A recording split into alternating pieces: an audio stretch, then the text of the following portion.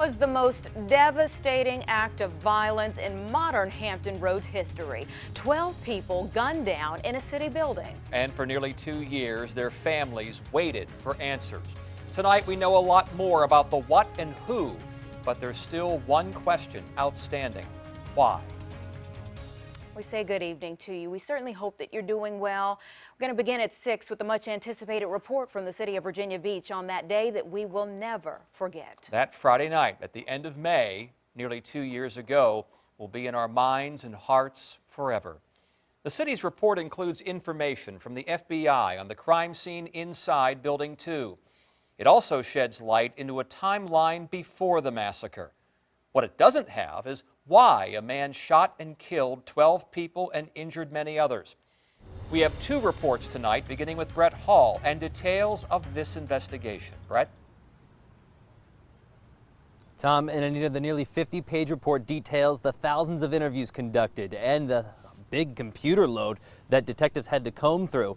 However, what it doesn't have is something they can directly point to and say, this is why the shooting occurred here. The case is closed, and Virginia Beach City Manager Patrick Duhaney, along with Police Chief Paul Newdigate, say, we all feel the same way. It's just incredibly frustrated. Frustrated that we may never know why 41-year-old public utilities engineer Dwayne Craddock murdered 12 people and seriously injured 4 others at Building 2 at the Virginia Beach Municipal Center back in May 2019. Even though many rumors have flown that the shooter may have been provoked by a toxic work environment, and evidence is included that Craddock told supervisors he felt he was being placed at a different level of scrutiny than his peers, Duhaney, who was not with the city at the time of the shooting, says based on the facts he's seen. Look at this as a manager and to see if I would catch something.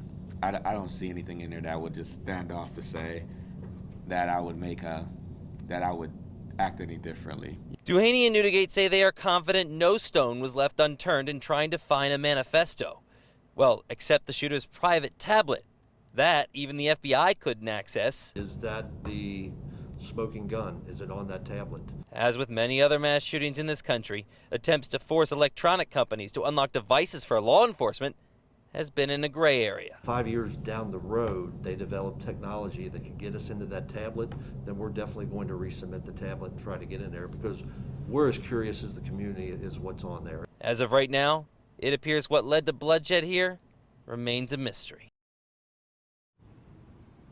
But what changes is the new city manager going to make sure something like what happened here never happens again? What was his main takeaway from the report?